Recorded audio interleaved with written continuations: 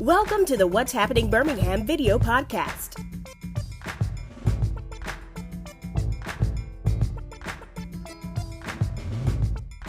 This podcast is brought to you by the Jefferson County Department of Health. Finish strong. Wear your mask until COVID is gone.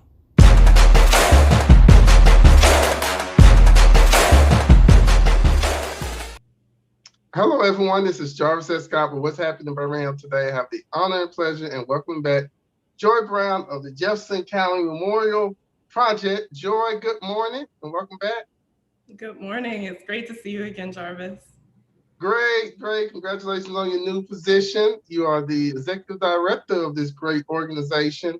One of the reasons why I want to bring Joy on, I heard about this organization a few months ago, right around the time I think the pandemic occurred. And, you know, as everything, the world changed and kind of stopped and paused for a minute. And we're kind of slowly getting back. So I want to bring Joy on today. Can you tell people, so what is I know the acronym is JCMP, but what is the Jefferson County Memorial Project? Yes, JCMP. Most people know us by JCMP, which stands for Jefferson County Memorial Project.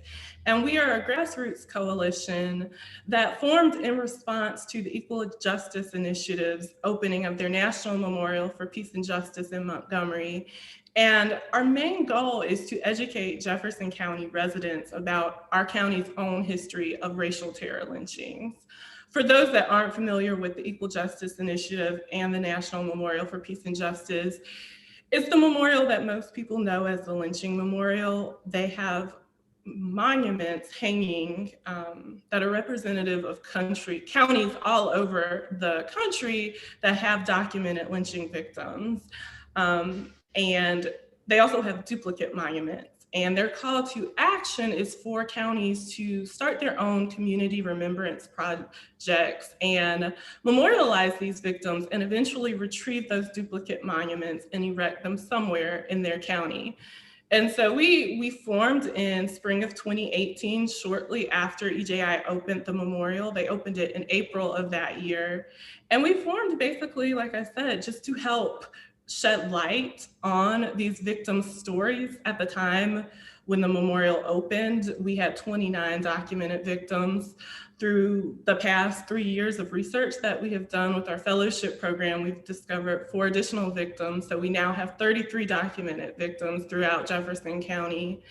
And, really just like I said, spreading that education, but also, I'm sure we'll get into this a bit later, but connecting the dots from, slavery to convict leasing to now present day mass incarceration and advocating around mass incarceration within our own county right here at home.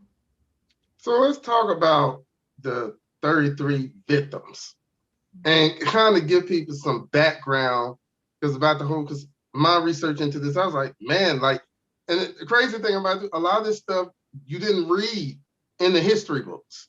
You didn't read in we had Alabama history when I was in elementary and middle school. We didn't talk about this that happened. So who were these 33 victims? So they were victims that were lynched, roughly between the years of the late 1800s, I would say about late 1880s specifically, up until the most recent documented victim was 1940, which, when you think of lynching, that's very recent. To think about somebody being lynched as late as 1940 is absolutely horrific. They have all individual stories, everything from one woman, her name was Elizabeth Lawrence. I will never forget her story because it is one of the stories that EJI actually highlights at the memorial. She was a school teacher, I believe, and she was walking home from work and a group of white children were throwing rocks at her. And of course, just like any school teacher, any woman, any person, she turned around and fussed at the children, reprimanded them.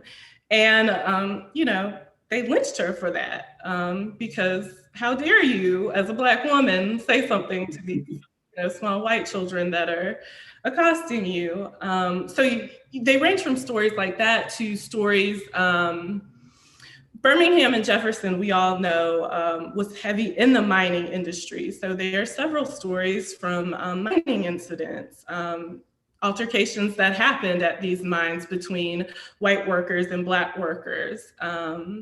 Their stories are all very uniquely different, but you do see several trends, like I said, with certain industries that were prevalent here in Jefferson County, and the age-old story of a Black man attacking or accosting a white woman, being accused of that.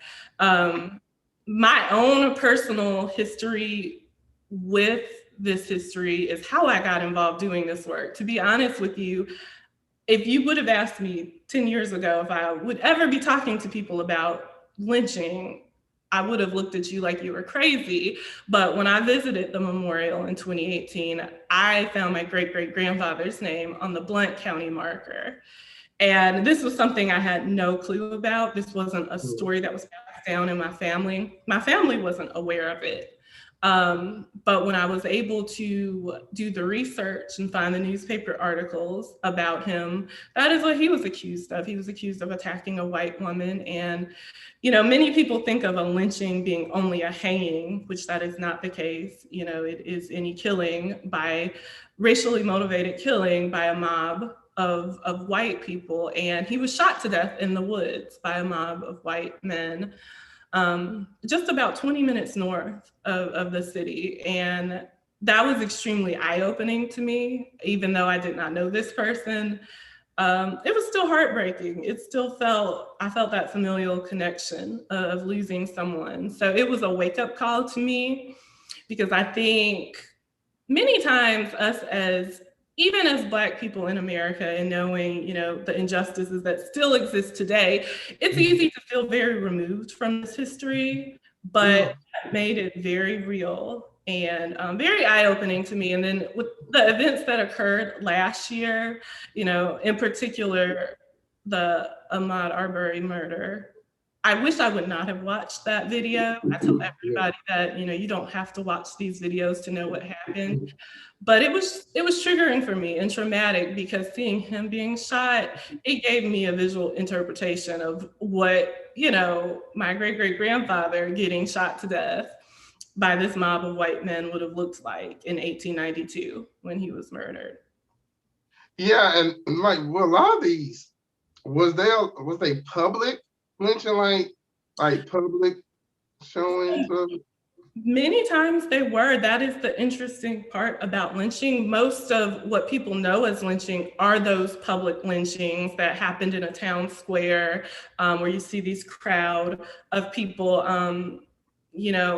EJI, they have a museum and a memorial. It's two-part. They have the National Memorial for Peace and Justice and the Legacy Museum. The Legacy Museum is the indoor museum that really beautifully describes that timeline from slavery to mass incarceration. But they also dive deeper into what lynching actually was. And many people are surprised to see that, there were postcards made out of some of these lynching photos where families would send them to one another. I mean, it's just absolutely inhumane how these lynchings occurred. And so yes and no, Jarvis. So you did have those public lynchings. One of them being our first documented lynching victim, Lewis Houston. He was actually lynched in Lynn Park. And it was that public type of hanging where everybody could see. But then there were ones, like I said, like my great-great-grandfather, where it wasn't extremely public. He was shot to death in the woods, but without a doubt, it was made public. Through the media at the time. Like I said, I was able to find newspaper articles where the headlines described him. One of the headlines was "A Black Demon." The other one was "A Black Brute." And it described his killing just as if he were an animal. It was just absolutely horrific reading them. Well, I'm so sorry for you to hear, find that out through your research, but also kind of bring it more, like you said, a connection to it, Absolutely. even more. So tell me about the Green Book Project. What's that all about that you all are working on? Yeah, so the Green Book project, it was a really exciting project. One of our four goals is education, and that is community education at large, whether that be adults or school-age children. But it's always particularly exciting when we do get to do work with the younger children. Many times people ask, how do you talk about this history with kids that young? At what age do I start talking about this history with my kids? Especially given the current circumstances that we're in now. But what I always tell people is never too soon to start talking to your children about these values and certain tools that they can use to help them, deal with certain issues and difficult history that has occurred within our country.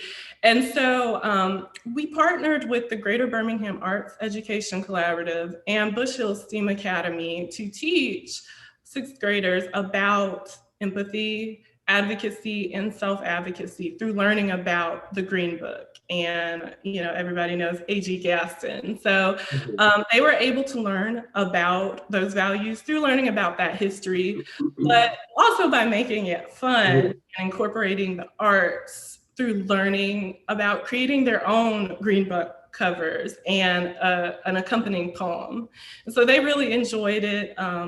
We worked with teaching artist Jamon Hill. They loved getting to work with him. And, also just getting to experience the arts as well and see people that look like them that are also involved with the arts. So when I was doing research on the website, you're doing something with like historical markers?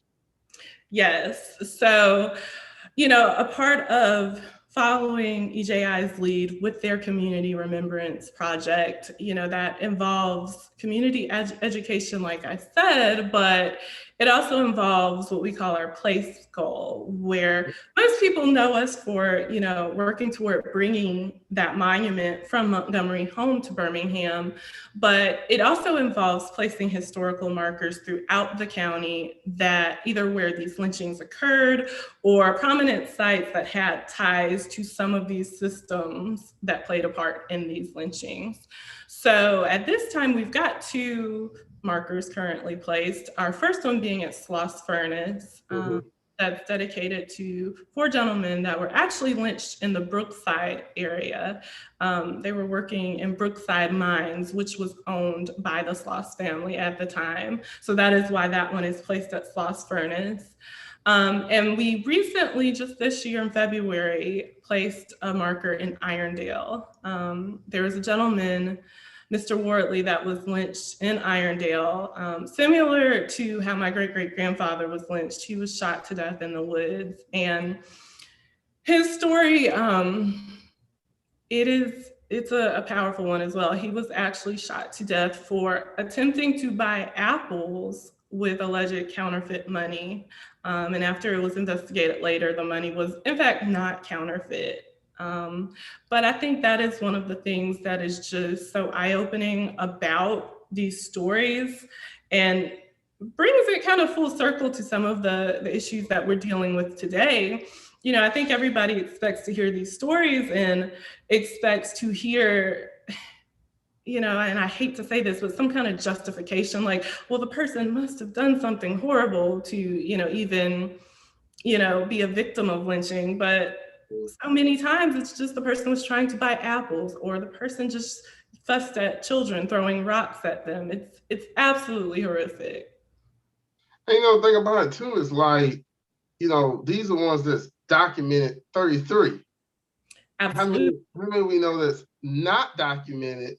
And what's even more shocking to me is like they want it for historical record, which is wow. That's something that just kind of blows me too as well. It's like, wow.